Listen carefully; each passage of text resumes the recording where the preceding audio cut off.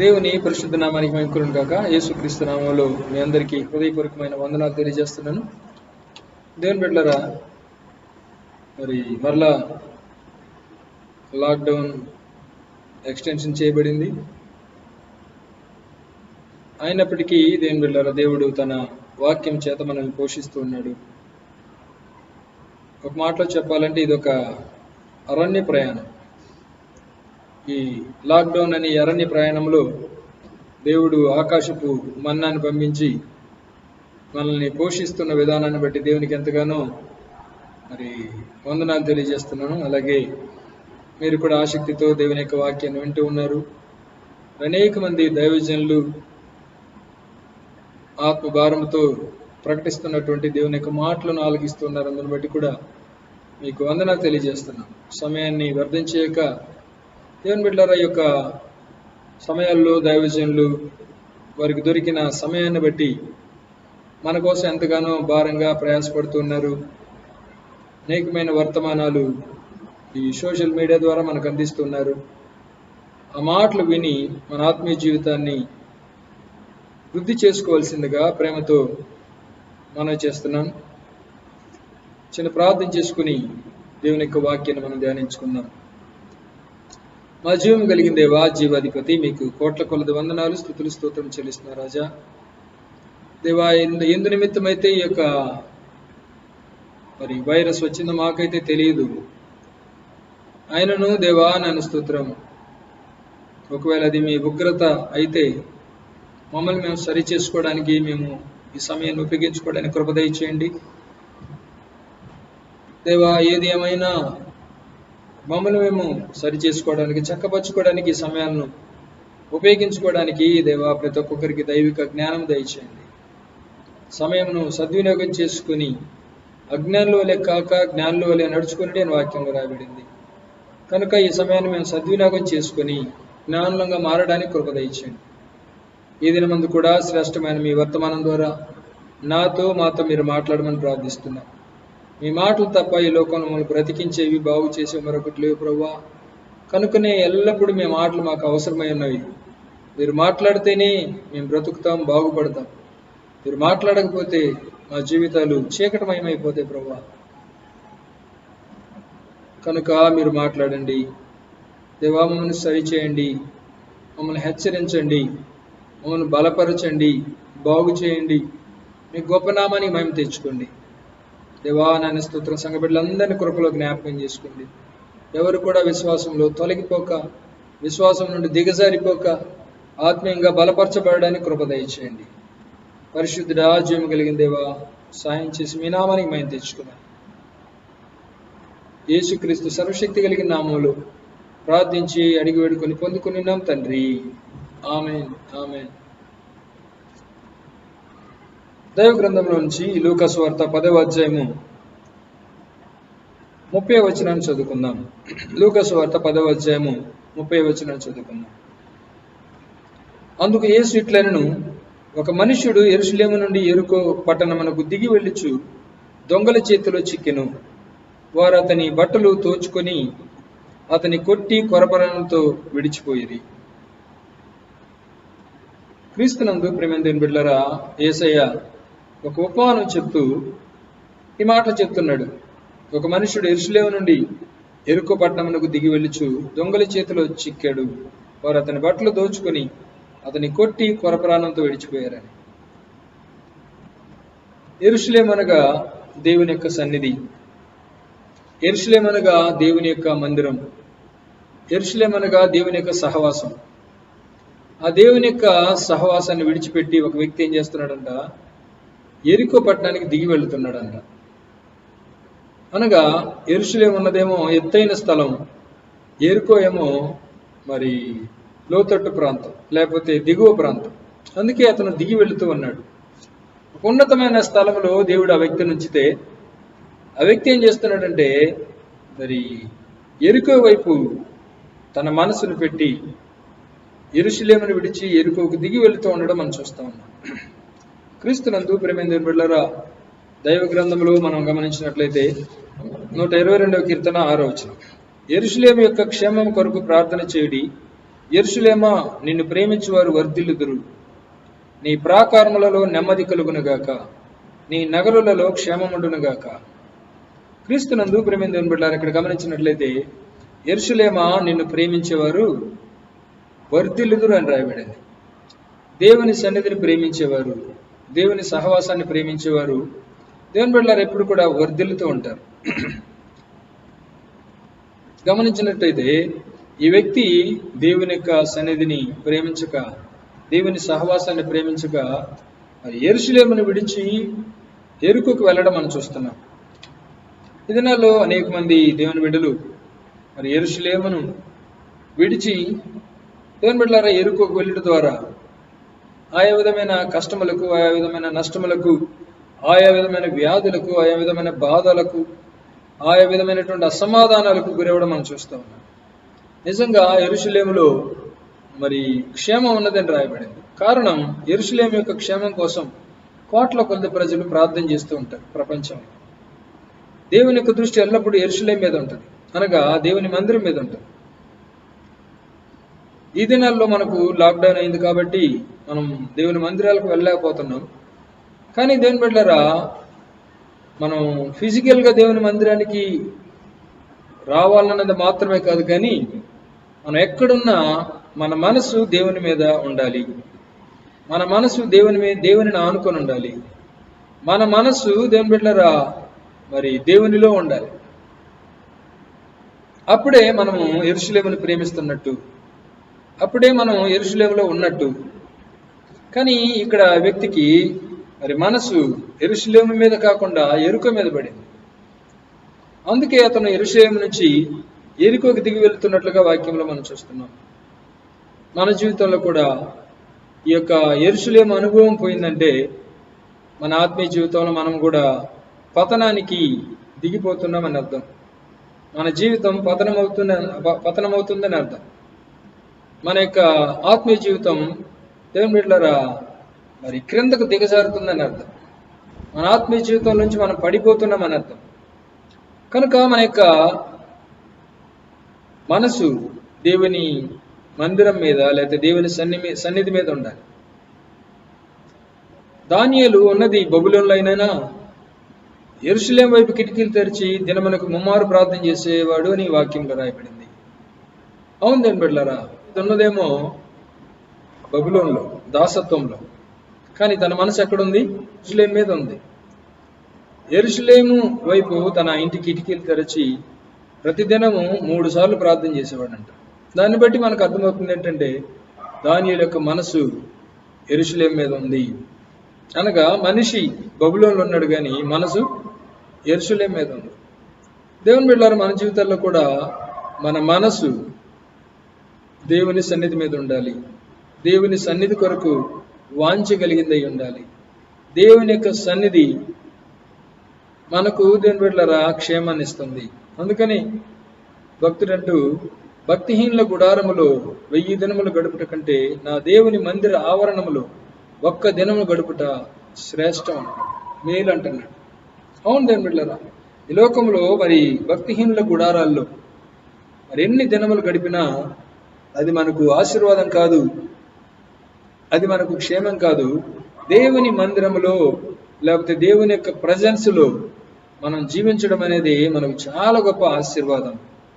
దాన్ని మనం ఎప్పుడు గమనిస్తూ ఉండాలి. దేవుని బిడ్డలారా, అనేక సార్లు దేవుని సన్నిధిని మనం నిర్లక్ష్యం చేస్తుంటాం, దేవుని యొక్క ప్రజెన్స్ని నిర్లక్ష్యం చేస్తూ ఉంటాం. తర్వాత ప్రార్థన చేసుకోవచ్చులే, తర్వాత బైబిల్ చదువుకోవచ్చులే, తర్వాత వాక్యం వినొచ్చులే, తర్వాత దేవుని పనులు అన్నట్టుగా దేవుని యొక్క సన్నిధిని నిర్లక్ష్యం చేస్తూ ఉంటాం. దానిని బట్టి దేవుని బిడ్డలారా మన ఆత్మీయ జీవితము మరి డౌన్ఫాల్ అవుతుందనే విషయం మనం గ్రహించాలి. దిగజారడం లేకపోతే ఆత్మీయంగా పతనం అవడం ప్రారంభమైంది అని గ్రహించాలి. కారణం ఏంటంటే మరి ఒక దేవుని బిడ్డకు దేవుని యొక్క సన్నిధి కంటే, దేవుని యొక్క ప్రజెన్స్ కంటే మరొకటి ముఖ్యంగా కనబడదు. నేను ఎప్పుడు వెళ్ళేదనా, నా దేవుని దర్శించుటకు నేను ఎప్పుడు వెళ్ళేదనా అని భక్తులు చెప్పడం మనం చూస్తున్నాం. జీవము గల దేవుని దర్శించుటకు నా హృదయము మరి ఆనందంతో కేకలు వేస్తుంది అని రాయబడింది. కనుక దేవుని బిడ్డలమైన మనకు ఉండవలసిన ఒకే ఒక ఆశ, ఒకే ఒక ఆసక్తి దేవుని యొక్క సన్నిధి, దేవుని యొక్క ప్రజెన్స్. అందుకే దేవుడు మోషేతో అంటున్నాడు, నేను మీతో కూడా రాను, మీరు లోబడిన వాళ్ళ ప్రజలంటే. మోషే, దేవుని బిడ్డలారా, దేవుని యొక్క సన్నిధిలో సాగిలపడి, ప్రభువా మీరు కానీ మాతో రాకపోతే మేము ఎక్కడి నుంచి వెళ్ళమయ్యా అన్నాడు. దేవుని బ్రతిమాలాడు. దేవుని యొక్క ప్రజెన్స్ లేకుండా ఒక అడుగు కూడా ముందుకు వేయలేకపోయారు ఇశ్రాయేలీయులు, మోషే. కనుకనే దేవుడు మోషేతో అంటున్నాడు, నా సన్నిధి నీకు తోడుగా వచ్చును, నేను నీకు విశ్రాంతి కలుగు చేతునని చెప్పాడు. అవును దేవుని బిడ్డలారా, దేవుని సన్నిధిలో మనకు విశ్రాంతి ఉంది, దేవుని సన్నిధిలో మనకు క్షేమం ఉంది, దేవుని సన్నిధిలో మనకు ఆశీర్వాదం ఉంది, దేవుని సన్నిధిలో మనకు నెమ్మది ఉంది. దేవుని బిడ్డలారా, దీనిలో అనేక మంది మరి దాన్ని గ్రహించకుండా లోక సంబంధమైన వాటిని ప్రేమిస్తున్నారు. లోక సంబంధమైన వాటిని ప్రేమిస్తే ఏం జరిగిందో మనకు తెలుసు. దాదాపు 40-50 రోజులుగా పనులు లేవు. దేవుని బిడ్డలారా, నమ్ముకున్న ఉద్యోగం మనల్ని పోషించలేకపోయింది. పరిస్థితులన్నీ క్లిష్టంగా మారిపోవడం మనం చూస్తున్నాం. వలస కూలీలు చేసేది లేక వారి ప్రాంతాలకు నడుచుకుంటూ వెళ్ళడం మనం చూస్తాం. మార్గ మధ్యంలో ఎంతోమంది చనిపోవడం, ఎంతోమంది స్పృహ తెప్పిపోవడం మనం చూస్తా ఉన్నాం. అవును దేవుని బిడ్డలారా, ఎప్పుడు కూడా మనం యెరూషలేమును ప్రేమించాలి, దేవుని సన్నిధిని ప్రేమించాలి. దేవుని సన్నిధిలోనే దేవుని బిడ్డలారా మనకు సమస్తం ఉన్నది. అందుకే ఫాదర్ బ్రెగ్మాన్స్ గారు కూడా పాడుతూ, తమిళ్లో ఉంది అది, మరి తెలుగులో ఇలాగ ఉంటుంది, నీ సన్నిధి పెన్నిది దేవా, పొరుగున వచ్చా నిన్ను చూడాలి. అవును దేవుని బిడ్డలారా, దేవుని సన్నిధే దేవుని బిడ్డలకు పెన్నిది, దేవుని సన్నిధే దేవుని బిడ్డలకు ఒక ఆశ్రయదుర్గం, దేవుని సన్నిధే దేవుని బిడ్డలకు ఒక దేవుని బిడ్డలారా ఎత్తైన కోట. ఆ స్థలమును విడిచిపెట్టి మనం దిగకూడదు, అది మనకు క్షేమం కాదు. ఇక్కడ ఇతను గమనించినట్లయితే యెరూషలేము నుంచి యెరికోకి దిగి వెళుతూ ఉన్నాడు, దొంగల చేతులు చిక్కాడని రాబడి. ఒక వ్యక్తి దేవుని సన్నిధిలో నుంచి బయటకు వెళితే అతని కోసం దొంగలు సిద్ధంగా ఉన్నారు, సాతాను సిద్ధంగా ఉన్నాడు. దేవుని బిడ్డలారా, ఎప్పుడెప్పుడు దేవుని సన్నిధి నుంచి బయటకు వస్తాడా ఇతన్ని పట్టుకుందామని మరి ఎప్పుడు కూడా కాచుకొని ఉంటా ఉన్నాడు. అందుకే సాతాను దేవునితో అంటూ, యోబుకు కలిగిన సమస్తాన్ని నువ్వు కంచి వేశావు, అందుకే అతను నిన్ను పొగుడుతున్నాడు, నీ కోసం బ్రతుకుతున్నాడు అని చెప్పాడు. దేవుని సన్నిధిలో మన కంచి ఉంటుంది కనుక ఈ కంచిలోంచి మనం బయటకు వెళితే దేవుని బిడ్డలారా సాతాను మరి మనల్ని గాలం వేసి పట్టుకోవడానికి, ఉరులు వక్కి పట్టుకోవడానికి, వల వేసి పట్టుకోవడానికి, ఉచ్చులు వడ్డీ పట్టుకోవడానికి వాడు సిద్ధంగా ఉన్నాడు. కనుకనే దేవుని బిడ్డలమైన మనము దేవుని సన్నిధిని విడిచిపెట్టి వెళ్ళకూడదని రాయబడింది. ఇతడు యెరూషలేము నుండి దిగి వెళ్ళుచు దొంగల చేతిలో చిక్కున్నాడు. యెరూషలేములో ఉంటే ఇతనికి ఆ యొక్క సమస్య ఉండేది కాదు. యెరూషలేములో ఉంటే దొంగల భయం ఉండేది కాదు. కానీ దేవుని బిడ్డలారా, ఇతను యెరూషలేమును విడిచిపెట్టి క్షేమకరమైన స్థలాన్ని విడిచిపెట్టి ఇతను దిగి వెళ్ళుచు దొంగల చేతిలో చిక్కాడు. గమనించినట్లయితే దొంగల చేతిలో చిక్కితే వాళ్ళు ఏం చేశారంటే, వారు అతని బట్టలు దోచుకుని అని రాయబడింది. క్రీస్తునందు ప్రేమైన దేవుని బిడ్డలారా, సహజంగా ఈ లోకంలో దొంగల చేతిలో మనం దొరికితే వాళ్ళు ఏం చేస్తారంటే, మన దగ్గర ఉన్నటువంటి విలువైన బంగారు నగలను, విలువైనటువంటి వాటిని దొంగిలించుకెళ్తారు, లేకపోతే మన దగ్గర ఉన్న డబ్బును దోచుకెళ్తారు. కానీ ఇక్కడ ఈ దొంగలు ఏం చేశారంటే, మొట్టమొదట వారిని బట్టలు దోచుకున్నారు. అతని కొట్టడం కూడా కొట్టలేదు, మొట్టమొదట బట్టలు దోచుకున్నారు. వెళ్ళగానే వాళ్ళ చేతులు చిక్కగానే మొత్తం బట్టలు ఇప్పేరా అని బట్టలు దోచుకున్నారు. దేవుని బిడ్డలారా, గమనించినట్లయితే బైబిల్ గ్రంథంలో మరి వస్త్రములకు లేదా బట్టలకి చాలా ప్రాధాన్యత ఇవ్వబడింది. ఇది ఆత్మ సంబంధమైనటువంటి విషయం. శరీర సంబంధమైనది అయితే వారు నిజంగా బట్టలు దోచుకునేవారు కాదేమో.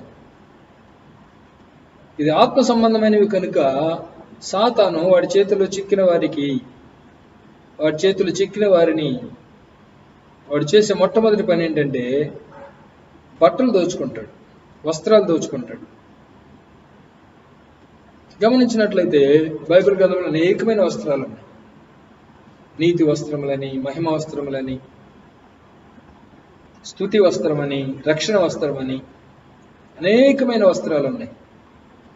అవన్నీ గుణగణాలకు సాదృశ్యం. నీతిని పై వస్త్రముగా ధరించుకుని అని రాయబడింది.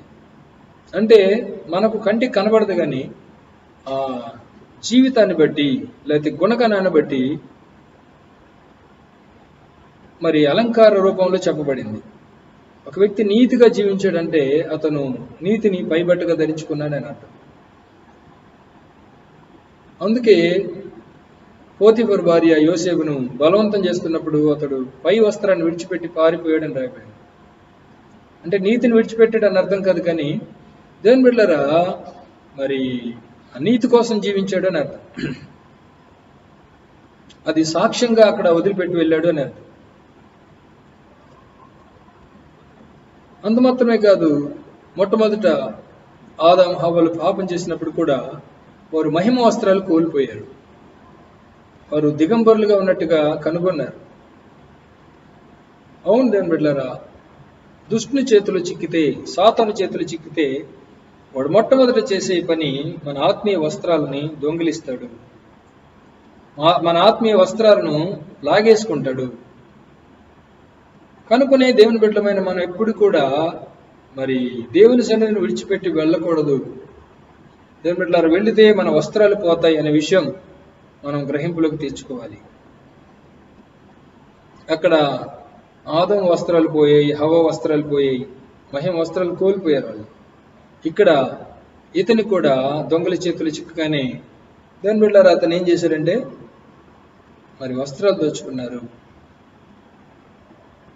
గమనించినట్లయితే యెషయా గ్రంథంలో చూడండి, చక్కని మాట రాయబడింది. యెషయా గ్రంథం 61వ అధ్యాయము 3వ వచనం చదువుకుందాం.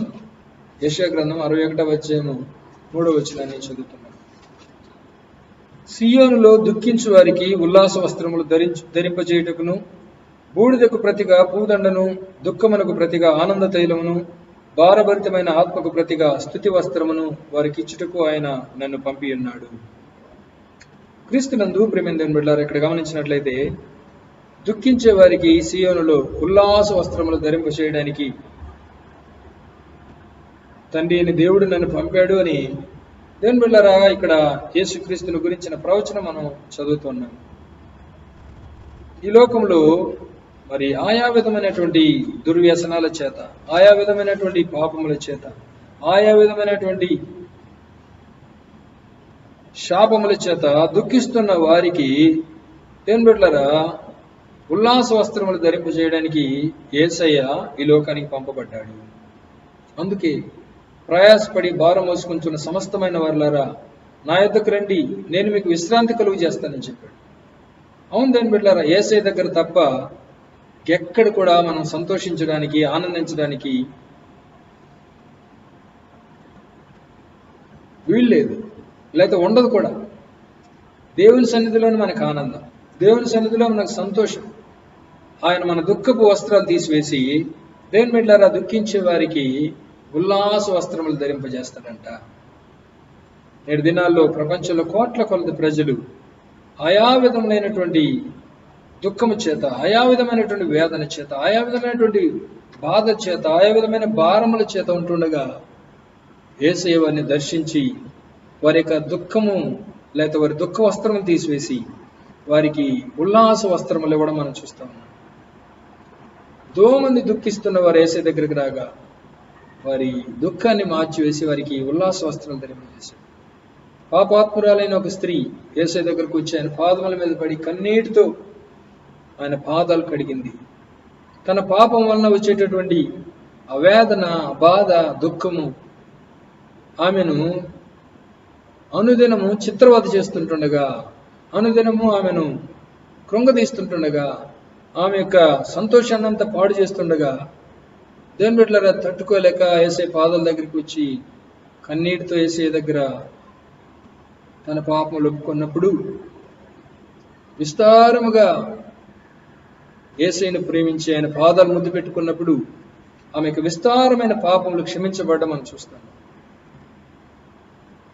నీ పాపములు క్షమించబడి ఉన్నవి, సమాధానము కలదానవి వెళ్ళమని చెప్పాడు. దేవుని బిడ్డలారా, అంతవరకు దుఃఖిస్తున్నామే. మరి యేసయ్య ఇచ్చినటువంటి ఉల్లాస వస్త్రం, యేసయ్య ఇచ్చినటువంటి సమాధానం తీసుకుని హ్యాపీగా వెళ్ళడం మనం చూస్తా ఉన్నాం. సుంకరి కూడా దూరంగా నిలబడి, దేవా పాపినైనా నన్ను కరుణించని ఆకాశం వైపు కన్నులు ఎత్తడానికైనా ధైర్యం చాలక ఏడుస్తూ ప్రార్థన చేశాడు. అతని దుఃఖ వస్త్రం తీసివేసి అతనికి ఉల్లాస వస్త్రములు దేవుడిచ్చి పంపించడం మనం చూస్తాం. అతడు నీతిమంతుడిగా తీర్చబడి తన ఇంటికి వెళ్ళెను అని రాయబడింది.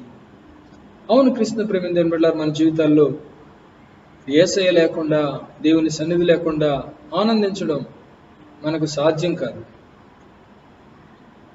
కనుకనే దొంగల చేతిలో పడితే మొట్టమొదటి వాడు మన ఆనందాన్ని, మన సంతోషాన్ని, మన రక్షణ వస్త్రాలని తీసేసుకుంటాడు, లాగేసుకుంటాడు దేవుని బిడ్డలారా. అందుకే మనం ఎంత ప్రయత్నించినా ఆనందించలేకపోతుంటాం, ఎంత ప్రయత్నించినా సంతోషించలేకపోతుంటాం, ఎంత ప్రయత్నించినా మరి ఆ ప్రయత్నాలన్నీ తాత్కాలికమైన సంతోషాలుగానే మారిపోతాయి. నిజమైన సంతోషం, ఎవరు తీసివేయలేని సంతోషం, నిత్య సంతోషం దేవుని బిడ్డలారా యేసయ్య ఒక్కడు మాత్రమే ఇవ్వగలడు. ఇది నన్ను కోట్ల కొలది ప్రజలు ఇలాగూ దొంగల చేతిలో చిక్కుకొని దేవుని బిడ్డలారా వారి ఆనంద వస్త్రాలు, వారి యొక్క ఉల్లాస వస్త్రాలు దొంగల చేతిలో మరి పడి పోగొట్టుకోవడం మనం చూస్తా ఉన్నాం. ఈ వ్యక్తి కూడా తన వస్త్రాలు పోగొట్టుకున్నాడు, దొంగల చేతిలో చిక్కాడు, వస్త్రాలు వారు దోచుకున్నారు. కానీ నేను ప్రకటిస్తున్న యేసయ్య దుఃఖించే వారికి ఉల్లాస వస్త్రం ధరింపజేసే దేవుడు. హల్లెలూయా, హల్లెలూయా. అవును దేవుని బిడ్డలారా, దుఃఖించే వారికి ఉల్లాస వస్త్రం ధరింపజేసేవాడు. దీనిలో కోట్ల కొలది ప్రజలు యేసయ్య దగ్గరికి ఎందుకు వస్తున్నారంటే డబ్బును బట్టో, లేకపోతే ఇంకేదో దేవుడు ఇస్తాడని, ఏదో దేవుడు యేసయ్య ఇస్తాడని రావట్లేదు. కానీ దేవుని బిడ్డలారా, నిత్యమైన సంతోషం వారి తల్ల మీద ఉంటుందని వాక్యంలో రాయబడింది. యేసయ్య దగ్గరికి వచ్చేవారికి, యేసయ్యను కలిగిన వారికి, యేసయ్య సన్నిధిని ప్రేమించే వారికి ఆయన ఇచ్చేటటువంటి మొట్టమొదటి ఆశీర్వాదం ఏంటంటే ఈ ఉల్లాస వస్త్రములు. దీనిని రక్షణ వస్త్రములని కూడా అనొచ్చు. దావీదు పాపం చేసినప్పుడు దేవుని బిడ్డలారా రక్షణానందం పోయింది, అడుగుతూ ఉన్నాడు, మరలా నాకు రక్షణానందము దయచేయమని. 51వ కీర్తన 12వ వచనం గమనించినట్లయితే, ఈ రక్షణానందము నాకు మరలా దయచేయము. కారణం పోయింది. దొంగ అయిన వాడు అతని యొక్క రక్షణానందాన్ని దోచుకున్నాడు. ఆనందించలేకపోతున్న రాజే ఏమి కొదవలేదు, కానీ ఆనందం మాత్రం హృదయంలో లేదు. అన్నట్టు ఆనందం పోయింది, రక్షణానందం పోయింది. మన జీవితాల్లో కూడా దొంగల చేతిలో చిక్కినప్పుడు, పాపము చేసి అపవాది యొక్క వలలో చిక్కుకున్నప్పుడు మన జీవితాల్లో కూడా సంతోషం, సమాధానం అన్నీ కోల్పోవడం మనం చూస్తాం. నెమ్మది లేకపోవడం మనం చూస్తూ ఉన్నాం.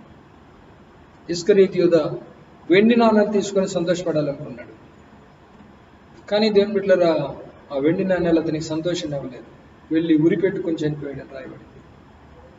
మన జీవితాల్లో కూడా లోకములో దేనితోనైనా సంతోషించాలని ఆశపడితే ఆ సంతోషం ఒక దినం ముందు ఆగిపోద్ది. దేవుని బిడ్డలారా ఆ సంతోషానికి ఒక దినం ముందు మరి ఫుల్ స్టాప్, ఎండ్ ఉంటుంది, ముగింపు ఉంటుంది.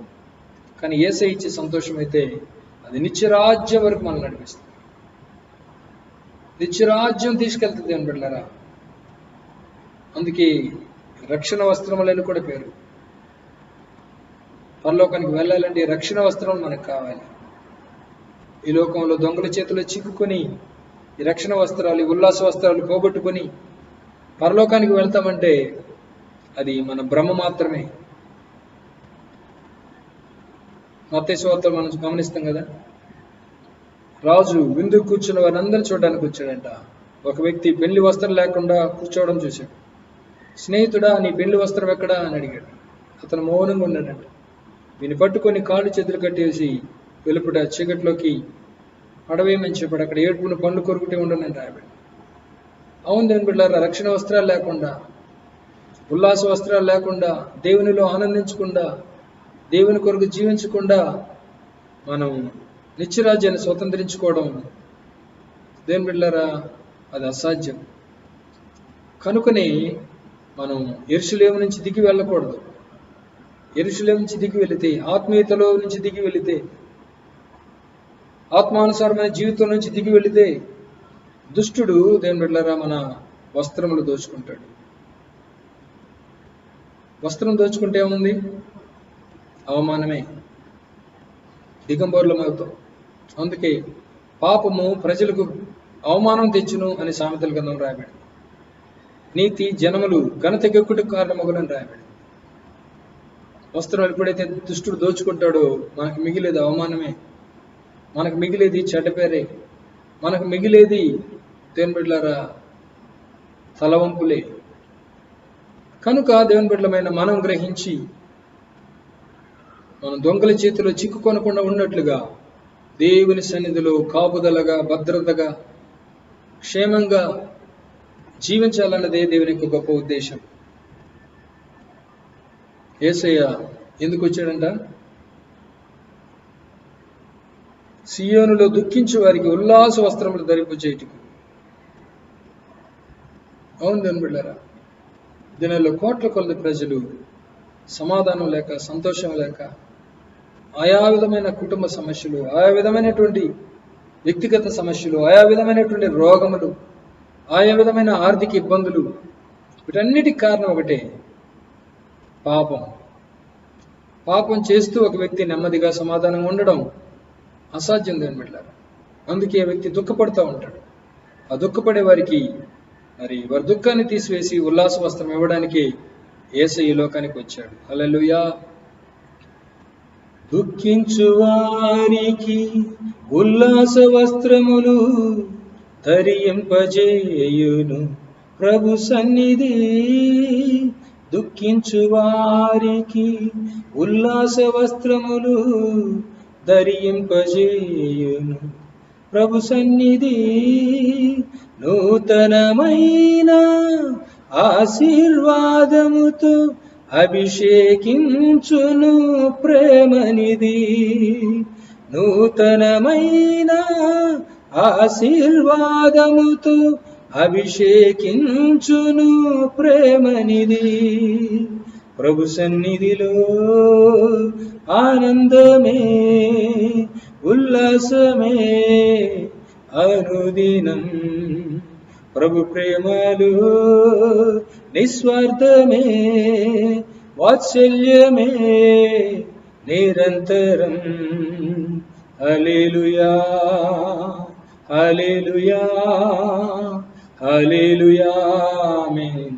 హల్లెలూయా, హల్లెలూయా, హల్లెలూయా, హల్లెలూయా, ఆమేన్. హల్లెలూయా. అవును బిడ్డలారా, దేవుని యొక్క సన్నిధిలో మనకు మరి దుఃఖపు వస్త్రములు మార్చి ఉల్లాస వస్త్రములను ధరింపజేస్తాం. ఆనందమైనటువంటి వస్త్రాలు ధరింపజేస్తాడు. స్తుతి వస్త్రములు మనకు ధరింపజేస్తాడు. ఇంకా ఆ ఉల్లాస వస్త్రములు లేకపోతే ఆనందం, ఆ సంతోషం, రక్షణానందం మనలో ఉంటే దేవుని బిడ్డలారా మనకు ఏమీ లేకపోయినా సంతోషిస్తాం. పరిస్థితులు ఎలా ఉన్నా సంతోషిస్తాం. పరిస్థితులు దేవుని బిడ్డలారా రోజు రోజుకి మరి మనకు విరోధంగా, రోజు రోజుకి దేవుని బిడ్డలారా మనకు వ్యతిరేకంగా ఉన్నప్పటికీ, ఏమాత్రం మరి నిరీక్షణ లేని స్థితిలో ఉన్నప్పటికీ, నిరాశతో ఉన్నప్పటికీ ఆ సంతోషాన్ని మాత్రం ఎవరు కూడా తీసివేయరు. అవును దేవుని బిడ్డలారా, యేసయ్య ఇచ్చే సంతోషాన్ని ఎవ్వరు కూడా తీసివేయలేరు. కనుక ఈ యొక్క ఉల్లాస వస్త్రములను మరి భద్రపరచుకోవాలి అంటే దేవుని సన్నిధిలో మనం నిలిచి ఉండాలి. యోనా దేవుని సన్నిధిలో నిలువక తర్షీషుకు పారిపోయాడని రాయబడింది. ఎంతసేపు ఉంది అతని సంతోషం? దేవుని బిడ్డలారా, భయంకరమైన తుఫాను రేగింది. భయంకరమైన తుఫాను ఆ యొక్క ఓడను చుట్టుముట్టడం చూస్తాం. ఓడ బ్రద్దలైపోయే స్థితికి వచ్చింది. ఒకవేళ యోనాను ఎత్తి సముద్రంలో వేయకపోతే దేవుని బిడ్డలారా, ఓడ బ్రద్దలైపోయి అందరూ చనిపోయేవారు, అందరూ నీట మునిగేవారు. అప్పటికే అందులో విలువైన వస్తువులన్నీ, సరుకులన్నీ బయట పడేశారు. ఆఖరికి యోనాను ఎత్తి సముద్రంలో వేస్తే దేవుని సన్నిధిని విడిచిపెట్టిన యోనా యొక్క పరిస్థితి ఎలా ఉందంటే, మరి చేపల కంపులు, చేప కడుపులు, దుర్వాసనలు తట్టుకోలేక మరి కేకలు వేయడం మనం చూస్తాం. దేవుని బిడ్డలారా, ఈ దినాల్లో ప్రతి మానవుని యొక్క జీవితంలో జరిగేది ఇదే. దేవుని సన్నిధిని ప్రేమించక, దేవునిని ప్రేమించక, దేవుని కొరకు జీవించక, దేవుని బిడ్డలారా మరి కేకలు వేస్తున్న జీవితాలు మనం చూస్తాం. మూలుగుతున్న జీవితాలు మనం చూస్తాం. నిట్టూర్పులు విడుస్తున్న జీవితాలు మనం చూస్తాం. ఎవరికి చెప్పుకోలేని పరిస్థితిలో దేవుని బిడ్డలారా కుమిలి కుమిలి ఏడ్చేవారిని మనం చూస్తాం. కారణం ఒకటి, దేవుడిచ్చిన రక్షణ వస్త్రాలను కాపాడుకోవడానికి దేవుని సన్నిధిలో నిలవకుండా పారిపోతున్న పరిస్థితి, దిగి వెళుతున్న పరిస్థితి. క్రీస్తునందు ప్రియమైన దేవుని బిడ్డలారా, అందుకే ఈ విషయాలు దేవుడు మనకు జ్ఞాపకం చేస్తున్నాడు. యెరూషలేము నుంచి వెళ్ళొద్దు, యెరూషలేము నుంచి వెళితే మీకు క్షేమం కాదు. క్రీస్తునందు ప్రియమైన దేవుని బిడ్డలారా, గమనించినట్లయితే యెరూషలేములో ఉంటే మనకు క్షేమం. అందుకే శిష్యులకు కూడా యేసయ్య చెప్తూ, మీరు యెరూషలేము నుండి వెళ్ళక నా వలన విన్న తండ్రి వాగ్దానం కోసం కనిపెట్టుకోనమని చెప్తే శిష్యులు 120 మంది, దేవుని బిడ్డలారా శిష్యులతో పాటు 120 మంది ఆ యొక్క యెరూషలేములో 10 దినాలు కనిపెట్టుకున్నారు. 10వ దినమందు, పెంతెకోస్తు దినమందు దేవుని యొక్క అభిషేకం వారి మీదకి దిగింది. అగ్ని విభాగపబడిన నాలుకలు వారి మీద రాలుగా వారందరూ అభిషేకంతో నింపబడ్డారు. దేవుని బిడ్డలారా, అందుకే పరిశుద్ధాత్మ యందలి ఆనందము అని రాయబడింది. యెరూషలేములో కనిపెట్టుకుంటే పరిశుద్ధాత్మతో మనల్ని అభిషేకిస్తాడు. పరిశుద్ధాత్మ యందలి ఆనందంతో మనం ఆనందిస్తాం. దేవుని రాజ్యము భోజనం పానము కాదు, కానీ మరి పరిశుద్ధాత్మ యందలి ఆనందం అని రాయబడింది. దేవుని సన్నిధిలో ఉంటే ఆయన అభిషేకిస్తాడు. ఆ అభిషేకంలో ఆనందం ఉంది. ఆనందంలో దేవుని బిడ్డలారా దేవుని కొరకు మనం బ్రతుకుతాం. దేవుని కొరకు రూపాంతరం చెందుతాం. పాత రూపం టోటల్గా అంతరించిపోయేటట్టుగా పరిశుద్ధాత్మ దేవుడు మనల్ని క్రీస్తు స్వరూపిగా మారుస్తూ ఉంటాడు. కనుకనే యెరూషలేము నుంచి దిగి వెళితే ఎంత ప్రమాదం ఉందో మనం చూస్తాం.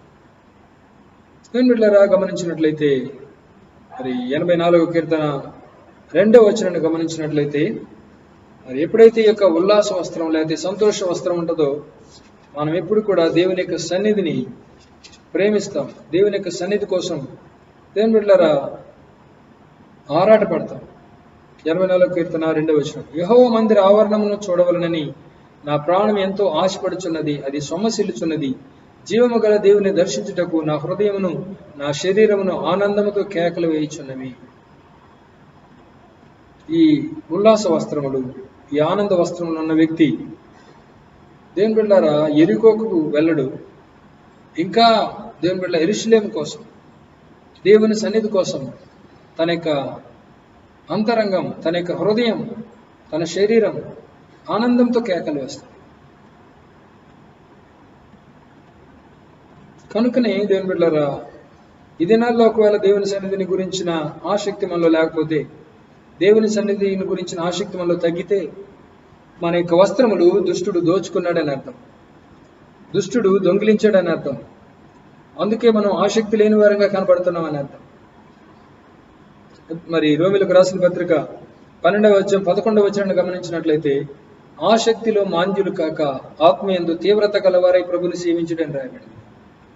ఆసక్తులు ఏం కాకూడదు, మాంద్యులం కాకూడదు, మందులం కాకూడదు, మందంగా ఉండకూడదు, డల్గా ఉండకూడదు. ఎప్పుడు ఈ ఆసక్తి వస్తుందంటే, దేవుడిచ్చినటువంటి యొక్క రక్షణ వస్త్రాన్ని, ఉల్లాస వస్త్రాన్ని కాపాడుకున్నప్పుడు ఆటోమేటిక్గా ఆసక్తి మనలో వస్తుంది అన్నట్లరా. ఆసక్తి తగ్గిపోయిందంటే నీలో ఉల్లాసం లేకపోతే ఆనందం తగ్గిపోయిందని అర్థం, సంతోషం తగ్గిపోయిందని అర్థం. దేవుని కార్యాల పట్ల, సహవాసం పట్ల నువ్వు ఆనందించలేకపోతున్నావు అని అర్థం. క్రీస్తునందు ప్రేమైన దేవుని బిడ్డలారా, 12 మంది శిష్యుల్లో ఇస్కరియోతు యూదా మనసు ఎప్పుడు డబ్బు మీద ఉండేది. అందుకే ఇప్పుడు సహవాసం ఉండేవాడు కాదు, అప్పుడప్పుడు మిస్ అవుతా ఉండేవాడు. మిగిలిన 11 మంది మాత్రం ఎప్పుడు కూడా యేసయ్యను అంటి పెట్టుకొని జీవించాడు. అప్పుడప్పుడు వెళ్ళి ప్రధాన యాజకులతో మాట్లాడేవాడు ఇస్కరియోతు యూదా, నాకు ఎంత ఇస్తారు ఆయన పట్టిస్తే.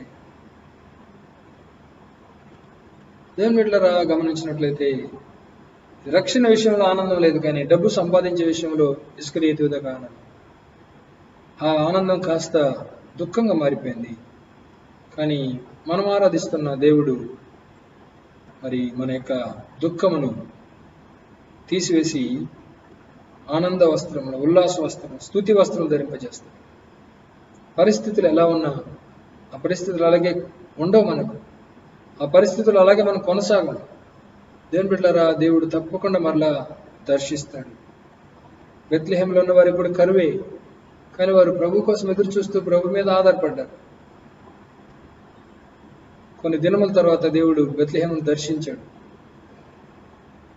దేవుని సన్నిధి నుంచి వెళ్ళిపోయిన నయోమి మాత్రం నష్టపోయినట్టుగా వాక్యంలో చూస్తున్నాం. ఏడుస్తూ రావడం మనం చూస్తున్నాం. ఇక్కడేమందరూ కోతకాలం మంది సంతోషిస్తూ ఉంటే నయోమి మాత్రం దుఃఖపడతా ఉంది. కారణం దేవుని సన్నిధిని, దేవుని బిడ్డలారా, విడిచిపెట్టి దూరంగా వెళ్ళడం, దేవుని సన్నిధిలో ఆనందించకపోవడం. కనుకనే మొట్టమొదటి వాడు మన వస్త్రము దోచుకుంటాడు. మనలో ఆనందం ఉండదు, మనలో సంతోషం ఉండదు. దేవుని కార్యాల పట్ల, దేవుని యొక్క సన్నిధి పట్ల నిర్లక్ష్యంగా ఉంటాం, ఆసక్తి ఉండదు. కనుకని ఇక్కడ ఆసక్తిలో మాంద్యులు కాక అంటున్నాడు. ఆసక్తులు ఎట్టి పరిస్థితుల్లో కూడా మాంద్యులం కాకూడదు. ఎప్పుడు అవుతామంటే ఈ వస్త్రములు దుష్టుడు దోచుకున్నప్పుడు అవుతాం. కనుకనే దేవుని బిడ్డలారా, ఎప్పుడు ఆసక్తి కలిగిన వారంగా ఉండాలి. ఆసక్తి మనలో తగ్గిపోకూడదు. 2 కొరింథీయులకు రాసిన పత్రిక 9వ అధ్యాయం 2వ వచనం కూడా గమనించినట్లయితే, 2వ వచనం చివరి భాగం, మీ ఆసక్తిని చూచి అనేకులు ప్రేరేపించబడిరి. ఎప్పుడైతే మనం ఉత్సాహంగా, ఆనందంగా, ఆసక్తిగా ఉంటామో మనల్ని చూసి అనేకులు ప్రేరేపించబడతారు. అనేకులు దేవుని బిడ్డలారా ప్రేరేపించబడతారు. పాత ఒక పద్యం ఒకటి ఉండేది, ఊసురోమని దేశం ఉంటే దేశమే గతి బాగుపడునోయ్, ఊసురోమని మనుషులుంటే దేశమే గతి బాగుపడునోయ్ అని. అవును దాని బిడ్డలారా, ఉత్సాహంగా లేకపోతే, ఉల్లాసంగా లేకపోతే, సంతోషంగా లేకపోతే, ఆనందంగా లేకపోతే మరి ప్రజలు ఎలా దేవుని ఎరుగుతారు, దేవుని గుర్తెరుగుతారు? మనలో ఉన్న ఆసక్తి అనేకులు ప్రేరేపించాలి, మనలో ఉన్న ఆనందం అనేకులను ఆకర్షించాలి.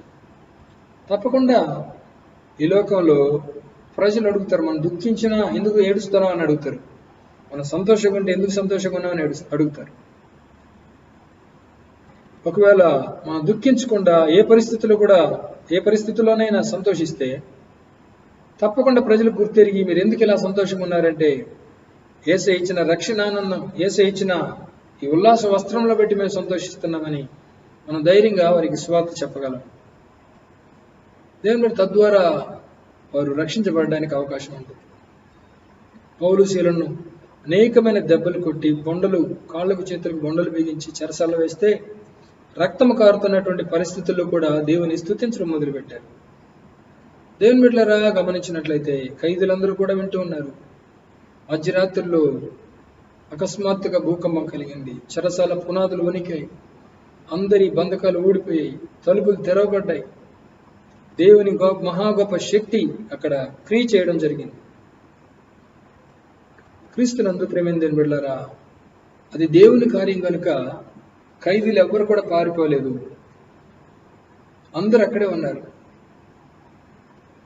చెరసాల నాయకుడు తలుపులన్నీ తెరవబడడం చూచి అందరూ పారిపోయి ఉంటారు, ఇక నాకు ఉరి శిక్షే వాళ్ళ చేతులు ఎందుకు చావడం అని కత్తి తీసుకుని తను తానే ఆత్మహత్య చేసుకోబోయాడు. పౌలు సిల్వ ఆయన పిలిచి, ఏ హాని చేసుకోవద్దు, మేమందరూ ఇక్కడే ఉన్నాము అని చెప్పినప్పుడు దేవుని బిడ్డలారా చెరసాల నాయకుడు సరెండర్ అయిపోయాడు. రక్షించబడని నేనేం చేయాలని అడిగాడు. కారణం, ఒకవైపు ఆ భూకంపం కలిగి తలుపులు తెరవబడి బంధకాలు ఊడిపోయి వారి పారిపోకుండా ఉండడం ఒక వంతు అయితే, అట్టి పరిస్థితుల్లో కూడా దేవునిలో వారు ఆనందించడం ముఖ్యమైన కారణమైంది. దేవుని స్తుతించడం ముఖ్యమైన కారణమైంది. ఆ స్తుతి వస్త్రాల్ని ఆ బెత్తపు దెబ్బలు తీసివేయలేకపోయాయి. ఆ స్తుతి వస్త్రాల్ని ఆ యొక్క కారుతున్నటువంటి రక్తము దేవుని బిడ్డలారా దొంగిలించలేకపోయింది. ఆ బాధ వారి యొక్క ఆనందాన్ని తీసివేయలేకపోయింది. తద్వారా ఆనందిస్తూ దేవుని స్తుతిస్తూ ప్రార్థిస్తుండగా దేవుని బలమైన కార్యం అక్కడ జరగడం మనం చూశాం. ఆ చెరసాల నాయకుడు, అతని కుటుంబం దేవుని బిడ్డలారా రక్షించబడ్డమని చూస్తున్నాం. మీ ఆసక్తిని చూసి అనేకులు ప్రేరేపించబడేది. దుష్టుడు ఒకవేళ మన వస్త్రములు దొంగిలిస్తే ఆసక్తి మనలో ఉండదు. ఆసక్తి మనలో లేకపోతే ఎవరు ప్రేరేపించబడరు. కనుకనే దేవుని బిడ్డలారా ఈ సమయంలో మనం ఎక్కడున్నాం? యెరూషలేములో ఉన్నామా, లేకపోతే యెరికోకి దిగి వెళుతూ ఉన్నామా అని గ్రహిద్దాం. మనలో ఈ ఉల్లాస వస్త్రములు ఉన్నవా? స్తుతి వస్త్రాలు ఉన్నావా? దేవుని కొరకు దేవునిలో ఆనందిస్తున్నామా? లేకపోతే ఆసక్తి లేని వారంగా, ఆసక్తి కోల్పోయిన వారంగా ఉన్నామా? ఆసక్తి కోల్పోయాము అంటే దొంగలు మన వస్త్రాలు దోచుకున్నారని అర్థం. ఈ సమయంలో మోకరించి మనల్ని మనం పరీక్షించుకుందాం. యెరూషలేములో ఉన్నావా, లేకపోతే యెరికోలో ఉన్నావా? యెరూషలేములో ఉంటే ఎప్పుడు హ్యాపీగా ఉంటాం, సంతోషంగా ఉంటాం. కారణం, యెరూషలేము కొరకు కోట్ల కొద్ది ప్రజలు సహవాసం కోసం, సార్వత్రిక సంఘం కోసం కోట్ల కొద్ది ప్రజలు ప్రార్థిస్తున్నారు. అంత మాత్రమే రక్షకుడైన యేసయ్య తండ్రి యొక్క కుడిపార్శ్వం మీద కూర్చొని విజ్ఞాపన చేస్తున్నారు. అందుకే దేవుని బిడ్డలు యెరూషలేములో ఉండాలి. యెరూషలేము సహవాసానికి సాదృశ్యం. అలాగే నోహు యొక్క ఓడ కూడా సహవాసానికి సాదృశ్యం. నోహు ఓడలో ఉన్న 8 మంది మాత్రమే క్షేమంగా ఉండగలిగారు. ఆ జలప్రళయంలో రక్షించబడ్డారు. జలప్రళయం ద్వారా నాశనం అవ్వకుండా భద్రపరచబడ్డారు. మిగిలిన వారందరూ నాశనం అయిపోయారు. కనుకనే యెరూషలేములో మనం నివాసం చేయడానికి, యెరూషలేములో స్థిరపడడానికి, యెరూషలేము యొక్క ప్రాకారాల్లో నివసించడానికి, యెరూషలేమును ప్రేమించడానికి మనం సిద్ధపడాలి. యెరూషలేమా, నిన్ను ప్రేమించేవారు వర్ధిల్లుదురు. ఈ వ్యక్తి యెరూషలేమును ప్రేమించకుండా యెరికోకు వెళ్ళాడు. వర్ధిల్లడం కాదు కదా, అన్ని పోగొట్టుకుంటూ ఉన్నాడు. వస్త్రములు కోల్పోయాడు, మరి దొంగలు కొట్టారు. ప్రాణం కూడా చివరి కొర ప్రాణం. ఆ సమరయుడు రాకపోతే దేవుని బిడ్డలారా అతను మరణించి ఉండేవాడు. ఈ దిన మంది కూడా 2020 సంవత్సరం క్రితం మన రక్షకుడైన యేసయ్య ఇలా కొర ప్రాణంతో ఉన్నవారు, దుఃఖించేవారు, సమాధానం లేక, సంతోషం లేక, దుఃఖములతో నిట్టూర్పులతో ఉండే వారిని చూచి వారి పరిస్థితులు మార్చడానికి యేసయ్య వచ్చాడు. ఇప్పటికీ కోట్ల కొద్ది ప్రజలు యేసయ్యను తన సొంత రక్షకుడిగా అంగీకరించుకొని ఆయన బిడ్డలుగా జీవిస్తూ దుఃఖ వస్త్రమన్నీ పోయి సంతోష వస్త్రములతో జీవించడం మనం చూస్తాం. క్రీస్తునందు ప్రేమతో బిడ్డలారా, ఒకని కలిమి విస్తరించుట వాని జీవమునకు మూలము కాదు అంటాడు. మనకు కలిమి విస్తరించవచ్చు, ఆస్తులు అంతస్తులు విస్తరించవచ్చు, భోగభాగ్యాలు కలిగి ఉండొచ్చు, కానీ అది మన యొక్క జీవమునకు మూలం కాదు, మన ప్రాణానికి మూలం కాదు. వాడు సర్వలోకమును సంపాదించుకుని తన ప్రాణమును పోగొట్టుకుంటే వారికి ఏం ప్రయోజనం ఉండాలి? కనుకనే దేవుని బిడ్డలారా, సర్వలోకం సంపాదించుకోక్కర్లేదు, యెరూషలేములో స్థిరంగా ఉంటే చాలు. అన్నీ మనకు మన వెనువెంటే వస్తాయి. చిరకాలము నేను యెహోవా మందిరంలో నివాసం చేసేదాన్ని, కృపాక్షేమములు నా వెంట వచ్చును అని దావీదు చెప్పడం మనం చూస్తాం. దేవుని మందిరంలో నివసిస్తే కృపాక్షేమం నీ వెంట వచ్చేస్తాయి. నువ్వు వాటి కోసం వెతుకుంటూ వెళ్లాల్సిన పని లేదు. కృపాక్షేమములు నీ వెంట వస్తాయి. క్రీస్తునందు ప్రేమించుకున్నారా, ఇస్కరియోతు యూద 30 వెండి నాణేలకు ఆశపడ్డాడు. కానీ అపోస్తలుల పాదం దగ్గర ఆస్తులన్నీ పాదం దగ్గర తీసుకొచ్చి పెట్టడం మనం చూస్తాం. ఆస్తులు ఎన్ని వేల కోట్ల రూపాయలని మనకు తెలియదు. చేతులకు కూడా కాదు, వాళ్ళ పాదం దగ్గర పెడుతున్నారు. వీరే అందరికి పంచి పెడుతున్నారు. కనుక దేవుని యొక్క మందిరంలో మనం నివసించగలిగితే కృపాక్షేమములు మనం వెంట చేస్తాం. ప్రార్థన చేసుకుందాం. దేవుని బిడ్డలారా, మనం యెరూషలేములో ఉన్నామా లేకపోతే యెరికోలో ఉన్నామా? యెరికో కూడా వెళ్ళలేదు, అతను మార్గ మధ్యలో ఉన్నాడు. యెరికోకి దిగి వెళ్ళుచుండగా అని రాయబడి, మార్గ మధ్యలోనే ఇలాంటి పరిస్థితులు ఏర్పడ్డాయి. అవును, పూర్తిగా పతనం అవ్వాల్సిన పని లేదు. దేవుని సన్నిధిలో ఆసక్తిని కోల్పోయి దిగి వెళుతుంటేనే అది నీకు అపాయకరంగా మారిపోతుంది. యోనా తర్షీషుకు వెళ్ళలేదు, మధ్యలోనే తుఫాన్ రేగింది. క్రీస్తునందు ప్రేమించుకున్నారా, మనల్ని మనం పరీక్షించుకుందాం. మనం యెరూషలేములో ఉన్నామా లేకపోతే యెరికోకి దిగి వెళ్తున్నామా? ఆసక్తి తగ్గిపోయిందా? ఆత్మీయత తగ్గిపోయిందా? దేవునిలో ఆనందించే భాగ్యము లేకపోతే దేవునిలో ఆనందించే అనుభవం తగ్గిపోయిందా? మనల్ని మనం పరీక్షించుకుందాం. దొంగల చేతిలో చిక్కక ముందే మరలా యెరూషలేముకు తిరిగి వద్దాం. దేవుని సన్నిధికి తిరిగి వద్దాం. దేవుని సన్నిధిని ప్రేమిద్దాం. తద్వారా ఆయన మనల్ని ఉల్లాస వస్త్రంతో నింపుతాడు.